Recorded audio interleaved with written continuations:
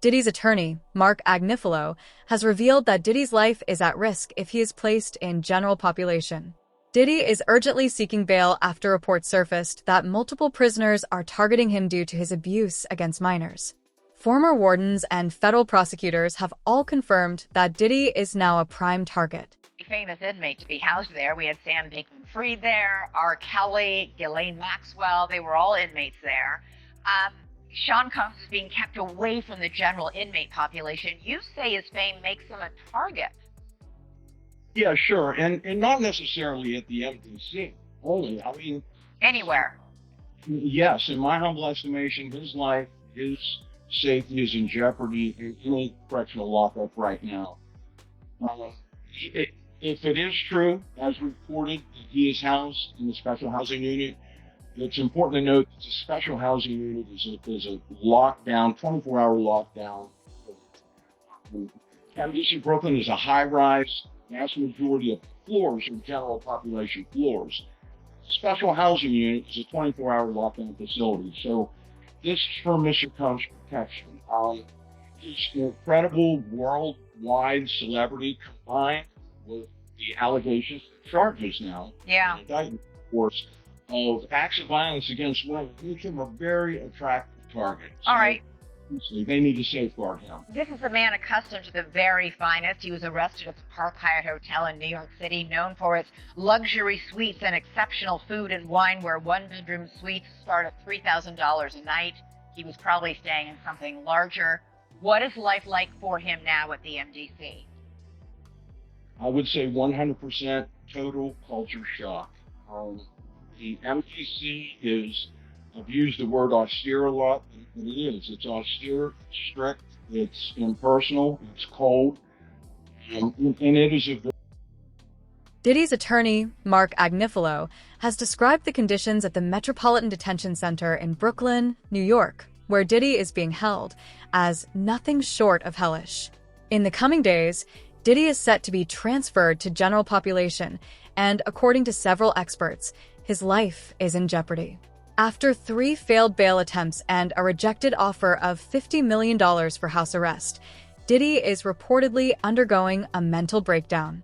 His attorney has stated they will make another attempt for bail, but whether he will actually secure it remains uncertain. And see, for the first time in his life, Shawn Diddy Combs has spent a week behind bars. He's here inside MDC, where he's been since his arrest on Monday night on federal sex trafficking and other charges, to all of which he's pleaded not guilty. There's no VIP section, there is no concierge, only conmen, killers, and kingpins. Things look around just in general. You know, the federal inmates, right? So just in terms of the atmosphere there, it's just certainly one that no one wants to be. In terms of fighting a case, it just makes it all the more, because now in terms of being able to communicate with your attorney, you are at the realms of what's going on. So isn't on lockdown. Letting him to be able to get out at this point. Inmates inside the prison have also spoken out about how Diddy is struggling, revealing that he's not accustomed to the harsh and cold environment of prison life and is reportedly at his breaking point. The decision to deny Diddy's bail and keep him in federal custody until May 2025, when his trial is set to take place, came after the prosecution disclosed that Diddy attempted to contact witnesses from within the prison. Interestingly, Diddy's legal team maintains that Diddy merely wanted to speak with the witnesses and had no intention of pressuring or harassing them. Breaking news right now, Larry. I am just getting word. People magazine says it's got a source on the inside that tells them that P. Diddy's on suicide watch tonight. Do your sources confer the same information? Are they saying it was possible? Hey, real quickly, all that commissary stuff, he's not getting any of that, because people in the shoot have an abbreviated list. So he's out of luck. Don't speak for him. Yeah, he is on suicide watch. This guy thought he would have went home. All of a sudden, he didn't get bond. Remember, the first night he was there, he was like an overnight guest. When they told his bond hearing, now they checked him into the system, and reality has hit him. And I understand that he has a shrink coming by his cell, see him several times a day. And now there's talk about putting him in, it's like a bubble. It's like a cell that has like a plexiglass wall in it where they have inmates watching you. That's actually their job, to keep an eye on the inmates that are on suicide watch. Another error that I think Ward told for this, there are sentenced inmates there. They're called cadre inmates. They don't have to be white-collar inmates, but they're doing maintenance on buildings. The problem, why there's a lot of violence there, they have housing units. And they're mixing bank robbers, drug dealers, rapists with white-collar people. This is why Diddy, he can't go into a regular housing unit, because somebody will take him out, sure. Somebody's gonna get a lot of street credibility out of this. People that are doing substantial time that know they're never getting out, they'll just kill a guy, no questions asked. You think that they'd suck up to him because he's got a lot of money, and if he ever does get the commissary options, he would be able to help him. Some people Yeah, do. I gotta wrap it real quick. Okay. Some people do think that Diddy can help him, but this guy's going to be locked up forever. His case will probably take at least 3 years to litigate. He'll stay at MDC. There's rumors that he wants to go to Essex County Jail in New Jersey. He doesn't like MDC. He's a Marshall's inmate. There's no way they're going to transfer him back and forth. I don't know, several. Interestingly, reports suggest that Diddy has requested to be placed back on suicide watch. Inmates on suicide watch are confined to solitary for over 23 hours a day, and some prisoners even develop mental health issues as a result of this isolation. Diddy, however, is aware of the dangers he faces if news spreads within the prison that a convicted pedophile is incarcerated. What he did here is on a magnitude unlike anybody else you could imagine. A week after the public searches were televised, he gave us his passport. His children gave us his passport. He then paid off the mortgage entirely on his Miami home, $18 million. It's instructive that he's going to have a bail package ready so that if he was arrested, he would have something ready so that he could get out the next day and show the judge he's taking this very seriously, which he is.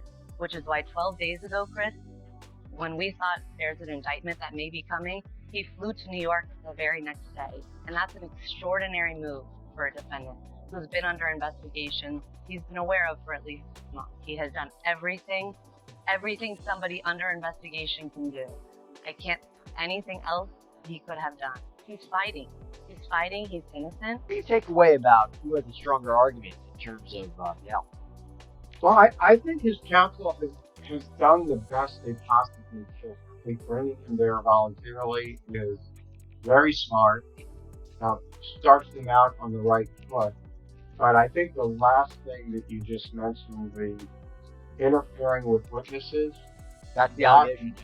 Yeah, if that's true, or I should say, if there's real addition that happened, I think that might tip the scales in favor of not letting him out pending trial, because I think, and you know this, I think judges take extraordinarily dim view of that, and that might be the factor that tips the scale again.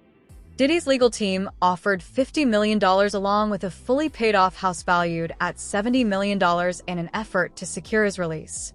They also proposed that Diddy surrender his passport and those of his family, understanding that in order to gain release, Diddy would have to give up something significant. However, in a victory for the victims, Judge Aaron still denied Diddy's bail, stating that nothing could sufficiently guarantee the safety of the victims from Diddy. As a result, Diddy remained in jail, even over the holidays. While incarcerated, Diddy allegedly used secure phone lines to pressure others. Here's a report from the Daily Mail. That's why Diddy had a breakdown. A person close to him apparently said, quote, spending the holidays behind bars was a nightmare for him. You won't believe all this. Diddy had a meltdown in his cell and begged the guards to take him to the hospital for observation, but he refused. This same friend or person told the Daily Mail, quote, he eventually managed to calm himself down with the meditation technique he's been using while he's been behind bars. It took him a few hours of deep breathing and focusing to get out of the bad space he was in, but he finally managed.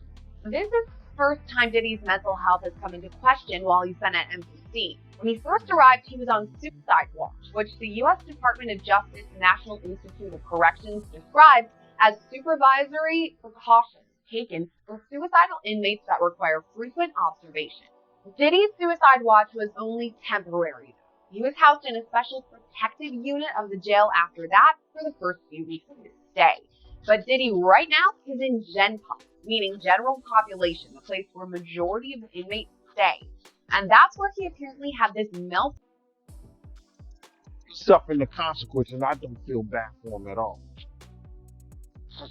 People were trying to talk. People were trying to tell him. You couldn't pull him by the coat and let him know anything. You understand? They messed up the game, brother. When he put that shit out with them, money, power, respect, it ain't never been like that. It ain't never been like that. You got your respect in the street that gave you your power, that brought you your money. Totally different thing. He let that money, power, and respect go to his head, but he had it as back. So do I care what happened? He got enough money to buy his way out of this. So we think. So when you look at that video of him pacing around, he's looking worried. And you knowing he's possible that he might commit suicide? When you're a narcissist, there's always a possibility because you suffer. But I don't think that he can see himself in a cage. I don't think he can see himself behind those bars in those type of situations. There's too many real dudes that dislike him. But then again, there's a lot of real dudes that need help. And him being behind bars, he could probably help him. Things are escalating for Diddy inside the prison as well. Allegedly, he is experiencing nervous breakdowns and is terrified, knowing he could be attacked at any moment. He is desperately seeking a way out. Outside of prison, things aren't going well either, and we'll dive into that later. For now, it's important to note that 3 of Diddy's biggest co-conspirators have also been named in lawsuits and could soon join him in jail. There are even rumors that Diddy has lost hope in his case and is contemplating suicide. Really, if the government is the government in the Southern District of New York, I can't imagine what they're hanging their hat on. It's what that's described. Like one of those things that when you have a lease to the case, the government has to decide how they're going to use them. My guess is the show there were sex workers, these sex workers were paid. I would imagine that they have the sex workers that are in the video to come in and describe what was going on or what happened before they went on tape, whether or not they had drugs or alcohol or anything else, whether or not Cassie had drugs or alcohol, whether or not there was a discussion between Shawn, Holmes, and Cassie before the tape started. Right. I think that the case is going to be one portion of it, but the testimony of either the sex workers that were in the video and or Cassie. In recent days, Diddy's legal team has acknowledged the existence of what are being referred to as Diddy's freak-off tapes. In a bid to defend him, they stated that while these tapes do exist, they do not show Diddy exploiting anyone. Diddy's lawyers claim that 9 of these tapes exist and assert that they actually prove his innocence. Years, P. Diddy's gotten a whole pass. He's actually created his own kingdom where he makes his own rules. You got to follow his rules or you get penalized. And guess what, Laura? He's now in a federal penitentiary, and for the first time in his life, he's facing his own fate at the hands of somebody else. And I will tell you, Laura, I've done federal cases, that's not the place you want to be in federal court. 90% of federal criminal indictments brought down are pled out, right? A plea deal is brought. And of the only 10% left, 90% of those defendants who go to trial, they lose. So he is looking at a daunting uphill battle to fight these horrible charges. Now, Brian, one of the DHS agents involved in this raid on his Miami mansion described what he saw inside the house, saying that, in my opinion, he's as bad as Epstein. These women are young, either barely legal or barely illegal.